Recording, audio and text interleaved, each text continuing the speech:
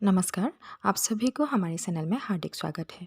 मैं पढ़ा रही थी जयशंकर प्रसाद द्वारा लिखित आंसू, जो कि एक वीर काव्य है जिसका पहला भाग हमने पहले वीडियो में दे दिया है। अभी पीछे का जो भाग है वो अभी हम पढ़ाने जा रहे हैं। देखिए, जो घनीभूत पीड़ा थी मस्तक में स्मृति सी छाई, 2 दिन में आंसू बनकर वो आज बरसने आए। तो यहाँ पे पहले ही हमने कहा था कि जो कवि की दुख है, जो उनके पास प्रेरणा नहीं है, उनकी जो दुख है घनीभूत यानी कि घने घने रूप से, यानी कि बार बार वो पीड़ा जो प्रेमिका के दुख में हुआ था, यानी कि प्रेमिका के गुजर जाने के बाद या उसके जाने के बाद कवि को जो दुख और पीड़ा का अनुभव हुआ था, वो अभी धीरे धीरे अतीत बन चुका था। और वो अतीत आज उनके मस्तक में, यानी कि सिर्फ हृदय में ही नहीं बल्कि मस्तिष्क में आज एक एक स्मृति के स्वरूप धीरे धीरे गति से आने लगे हैं। यानी कि कवि का जो पेशे है वो उन्हें छोड़ कर चले गए थे या उनके पास नहीं थे। तो वो जो प्रेमिका है या जो वो पत्नी है, उनके साथ जो बिताए हुए मधुर पल है, उस पल की अब उनको याद सताने लगी है। 2 दिन में आंसू बनकर वो आज बरसने आए, यानी कि कवि का जो आज की स्थिति है वो बहुत ही दुखद है। आज की स्थिति में अपनी प्रेमिका को वो याद करते हैं और रोते रहते हैं, और इसीलिए उनका मानना है कि उनका जीवन बहुत ही दुभर हो गया है। 2 दिन उनका जो समय बीत रहा है वो बहुत ही दुखद है।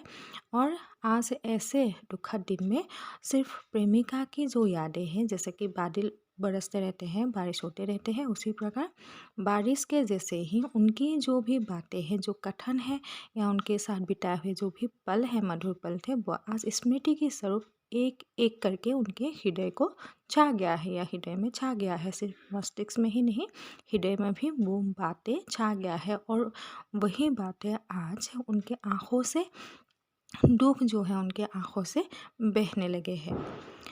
नेक्स्ट है, रो रो कर सिसक सिसक कर कहता मैं करुण कहानी, तुम सुमन नोचते सुनते करते जानी अनजाने। तो कवि का कहना है कि मैं रो रो कर अपनी ये जो बातें हैं मैं कहता रहता हूँ। अपनी करुण कहानी, अपनी जो दुखजनक स्थिति है, मैं अपने आप कहता रहता हूँ, क्योंकि प्रेमिका मेरे पास नहीं है। जिससे मैं प्रेम करता था वो प्रेमिका अब मेरे पास नहीं है, इसलिए मेरा जीवन जो है बहुत ही दुखद है।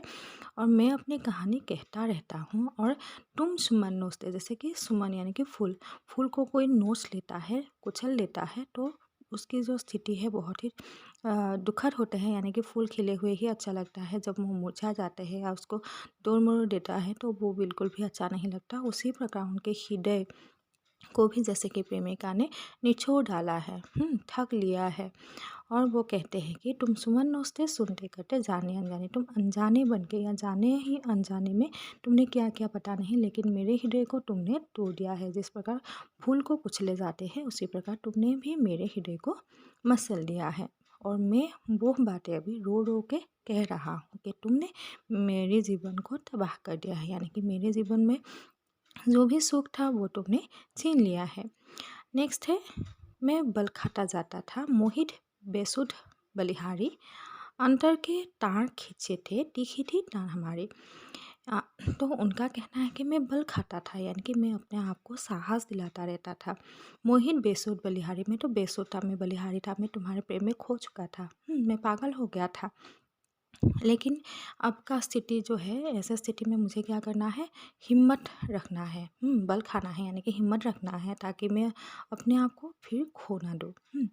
फिर कहते हैं कि अंतर के तार खींचे थे तीखी थी टान हमारे, यानी कि मेरी जो हृदय की तार है या हृदय, मेरे जो हृदय की कथा है वो सिर्फ तुम्हारे लिए ही है। और जैसे ही तुम्हारी यादें सताने लगती है तो मेरी हृदय की जो पीड़ा है वो ज़्यादा उभर के सामने आते हैं। तो इसी जिस प्रकार मैं तुम्हारी यादों के कारण मेरे हृदय की वो व्यथा सामने आते हैं, तो मैं क्या करता हूँ, जिस तीखी तान से, यानी कि अपने आप को मैं कठोर भाव से उस उस प्रेममय चीज़ों से या तुम अतीत से मैं भागने की कोशिश करता हूँ। तभी मेरा जीवन क्या होगा, वो उस प्रेम से या उस अतीत से दूर रह पाएगा। तो इसलिए क्या है, मेरे हृदय में प्रेमिका की बातें यह बार बार आने लगते हैं और उस तब मैं बेहोश हो जाता हूँ या उसी में मैं खो जाता हूँ।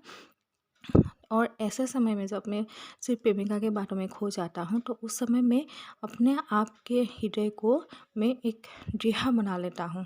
तान खींची स्वरूप, जैसे कि तान को खींच लेते हैं। बहुत ही कठिनाई होती है, तो मुझे भी बहुत ही कठिनाई का अनुभव होता है जब मैं अपने प्रेमिका को भुला देने की कोशिश करता हूँ। तो ऐसे समय में मुझे ये करना होता है। तो इसीलिए कवि का कहना है कि जब तुम्हारी यादें सताने लगते हैं, तो मैं अपने आप को थोड़ा सा ऐसे स्थान पे रखता हूँ ताकि मैं तुम्हें भूल जाऊँ। तो आज तक यही, बाकी का जो हिस्सा है वो नेक्स्ट वीडियो में मिलेगा। धन्यवाद।